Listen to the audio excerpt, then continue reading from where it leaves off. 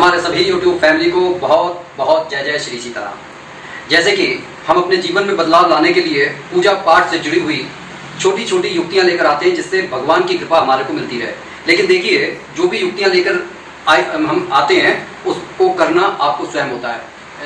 और ये कहा गया है कि जो करता है उसको उसका फल भी मिल जाता है। अब सबसे बड़ी बात यह है कि ये जो आपाधापी का समय है, आधुनिक समय में हर कोई पैसा कमाने के लिए दौड़ रहा है। ये और बात है, कोई कम कमा रहा है, कोई ज़्यादा कमा रहा है, लेकिन सुबह से शाम तक घर की जिम्मेदारियों को उठाते हुए व्यक्ति मतलब अपनी उम्मीदों को बिल्कुल ऐसा छोड़ देता है। उसका कोई शौक नहीं रहता, कोई उसको मतलब बस उसका एक ही काम रहता है कि किस तरीके से गृहस्थी की गाड़ी को खींचकर आगे लेकर जाया जाए। बच्चे अगर समझदार होते हैं तो समझ लेते हैं, अदरवाइज बच्चे भी खून पीते हैं। लेकिन अब इस बात को कहकर टाला नहीं जा सकता कि भाई हमारे गृहस्थी जैसे चलेगी चल जाएगी, क्योंकि बहुत सारी समस्याएं आती हैं। और कई बार ये समस्याएं इतनी ज़्यादा, जैसे कोरोना के काल में इतनी ज़्यादा ये समस्याएं बढ़ गई थी कि गृहस्थी बर्बाद हो गई थी। और शायद इसीलिए कहा गया है कि कोई तन दुखी, कोई मन दुखी, कोई धन बिन रहत उदास, थोड़े थोड़े सब दुखी और एक सुखी राम का दास। जो प्रभु की शरण में चला जाता है तो प्रभु अकारण ही हमारे को सुख देने लगते हैं। लेकिन परेशानी सबसे बड़ी यह है कि हमारा मन ये मानने के लिए तैयार नहीं है कि हम हाथ जोड़ेंगे, प्रभु से अपनी विनय कहेंगे और वो हमारी बात को सुन लेंगे। जो पूरी तरीके से, पूरी निष्ठा के साथ में भगवान की शरण में जाते हैं और ये स्वीकार करते हैं। देखिए, कुछ हमारे गलत कर्म होते हैं जिससे हमें दुखी होना पड़ता है, लेकिन जब हम भगवान के शरणागत हो जाते हैं तो वह बुरे कर्म कट जाते हैं। लेकिन उन्हें कटने में टाइम लगता है। जिस तरीके से अगर शरीर में कोई घाव हो गया है तो उसको ठीक होने में जिस तरीके से टाइम लगेगा। ये और बात है कि अगर भगवान की हमारे पर बहुत ज़्यादा कृपा हो जाए तो चमत्कार भी घटित होते हैं। लेकिन आप ये मानिए कि अगर आपने आज पूजा करने के लिए बैठे हैं तो उसी दिन से आप ये मान कर चलिए, जैसे कि कपड़े को साबुन लगाकर ठोंक बजाकर पीटते हैं ना, थप थप करके, और उसमें से मैल निकल जाता है। तो भगवान की जैसे हम शरण में गए तो वो जो भक्ति का साबुन है वो हमारे को और ज़्यादा अच्छी तरह से कूटेगा ताकि हमारा रंग निकल कर आए। और हम डर जाते हैं कि यार हम तो भगवान की शरण में गए और हमें तो आफत गले पड़ गई। ऐसी बात नहीं है, साधु संत इस बात को जानते हैं। तो छोटे छोटे से मैं आपको 2-3 उपाय बताऊंगा, कर लेंगे तो बहुत अच्छी बात है। और इन गुप्त नवरात्रों में अगर दोहराएंगे तो और भी अच्छी बात है। हालांकि महाबली हनुमान जी के हैं और मंगलवार और शनिवार को करेंगे तो ज़्यादा आपको बेनिफिट मिलेगा। वही पुरानी बातें हैं वैसे तो, कि आपको लाल कपड़े पहनने हैं, तिल का तेल जला लें, चमेली का तेल जला लें या गाय के घी का दीपक जला लें, लाल मिष्ठान रख दें और भगवान को लाल सिंदूर चढ़ाएं। और मैं ज़्यादातर यही प्रेफर करता हूँ कि आप महाबली हनुमान जी को गुड़ और चने का भोग लगाएं, वो उन्हें बहुत प्रिय है। तो सबसे पहले आप एक बहुत पावरफुल चौपाई ले लीजिए कि संकट कटे मिटे सब पीरा, जो सुमिरै हनुमत बलबीरा। इस चौपाई में इतनी शक्ति है कि हमारे सारे संकट को वो हर लेती है। लेकिन इसे इस्तेमाल इस तरीके से करना है कि या तो आप हनुमान चालीसा के हर लाइन के साथ में इसको दोहराते चले जाएं। जो शायद जिनके पास समय नहीं है वो उनके लिए अच्छा रहेगा।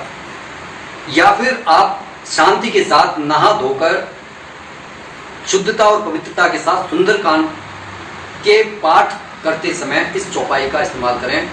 आपके जीवन में बहुत बड़ा सकारात्मक बदलाव होगा। हमारे को ये बात नहीं भूलनी चाहिए कि महाबली हनुमान जी इस कलयुग के जागृत देवता हैं और प्रभु श्री राम के आदेश पर वह इस संसार का कल्याण करने के लिए इस जगत में ठहरे हुए हैं। और प्रभु श्री राम की ही आज्ञा है कि साधु संतों की रक्षा उनको करनी है और जो शरणागत होगा उसके मनोरथों को पूर्ण करने का पूरा अधिकार महाबली हनुमान जी को प्रभु श्री राम ने सौंपा हुआ है। इसलिए हमारे को ये समझना चाहिए कि जिनका चारों जुगों में प्रताप है, जिन्होंने इस कलयुग में तुलसी जी को उतारा है, जिन्होंने पूरी तरीके से नीम करोली बाबा के अंदर उतर गए, तो कहने का ये मतलब है कि हमारे जो संकट हैं वह भी इस दुनिया से बाहर के संकट नहीं है। जो इस संसार में आया है, ये संसार दुखालय है, दुख का घर है, भगवान श्री कृष्ण जी ने खुद कहा है। मैंने अभी पहले कहा कि थोड़े थोड़े सब दुखी हैं, लेकिन जो भगवान की शरणागत हो जाता है उसके दुख कट जाते हैं। हाँ, जो हनुमान जी के शरण में चला गया, जो समझ लीजिए संकट तो उससे कोसों दूर चला गया। अगर आप इतना भी नहीं कर पा रहे तो आप ओम हुम फट इसका ही जाप करने लगिए, लेकिन करना शुद्धता और पवित्रता के साथ है, और हमारी आस्था होनी चाहिए। ये नहीं है कि आप बस अजमाने के लिए कर रहे हैं। जब हम अजमाने के लिए करते हैं तो मंत्र फिर काम नहीं करते, लेकिन जब हमारी पूरी आस्था होती है तो वाकई में मंत्र जागृत हो उठते हैं, और मंत्रों के अधीन देवता हैं, ये बात हमारे को समझनी होगी। अब सबसे कल्याणकारी उपाय उनके लिए मतलब देखिए, जिनके पास बिल्कुल समय नहीं है वह इस उपाय को करेंगे, लेकिन उपाय को करने के लिए तो समय देना पड़ेगा। जैसे जब आदमी बीमार पड़ जाता है तब उसको डॉक्टर के पास जाना पड़ेगा, नहीं जाएगा तो ठीक है भैया, वो अपने जीवन के साथ खेलेगा। तो मैं ये कह रहा हूँ कि अपने जीवन के साथ मत खेलिए, ये छोटा सा उपाय कर लीजिए। आपको करना क्या है कि 11 आपको लौंग लेनी है, कलावे में बांधकर उनको माला की तरह रो लीजिए, और महाबली हनुमान जी के सामने आप खड़े हो जाएं। और आपको कहना क्या है, आपको कहना ये है, दीन दयाल बिरद संभारे हरहु नाथ मम संकट भारे। और हाथ जोड़कर ये माला हनुमान जी को पहना दीजिए। बाद में हर मंगलवार और शनिवार को आप ये क्रिया दोहरा सकते हैं, महीने में एक बार दोहरा सकते हैं। बाद में जो ये लौंग है आप इसको खाने में इस्तेमाल कर सकते हैं, चाय पानी में डाल सकते हैं। लेकिन अगर आप बाहर जाकर मंदिर में, जहाँ पर महाबली हनुमान जी पर जो है सिंदूर चढ़ा हुआ होता है, अगर वहाँ पर करते हैं, वहाँ पर अगर इस तरीके से बोलकर चढ़ाते हैं तो उसका बहुत ज़्यादा बेनिफिट मिलता है। उस समय आप एक काम और करें, इस तरीके से मंत्र का जाप करके 11 बार जो आपने माला बनाई है लौंग की, 11 लौंग की माला, दीन दयाल ब्रद संभारे हरव नाथ मम संकट भारे, 11 बार बोल के हनुमान जी को चढ़ा दें। ये मैं बाहर के मंदिर के लिए बता रहा हूँ। और वहाँ पर हनुमान जी के दाहिने पैर से सिंदूर निकालकर अपने माथे पर लगा लीजिए, यूँ समझ लीजिए कि आपका कल्याण हो। वहाँ से फिर माला उतार कर नहीं लानी है। जो मैंने कहा था कि आप चाय में, खाने में इस्तेमाल कर सकते हैं, अगर आप अपने घर में चढ़ा रहे हैं तो इस तरीके से आप उसका इस्तेमाल कर सकते हैं। तो कोशिश कीजिए कि अगर कैसी भी परेशानी है, इस संसार में ऐसी कोई परेशानी नहीं है जिसे हनुमान जी नहीं डाल सकते।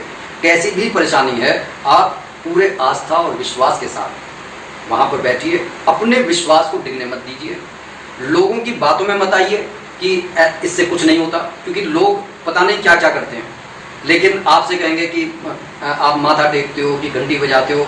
और कभी आप देखना कि लोग चोरी छिपे मंदिर भी जा रहे हैं, मत्था भी टेक रहे हैं, नाक भी रगड़ रहे हैं, और पता नहीं अपनों के लिए क्या क्या नहीं मांग रहे, लेकिन उन लोगों में ये रहता है कि भैया वो आगे ना निकल जाए, क्योंकि उन्हें उस शक्ति के बारे में मालूम है।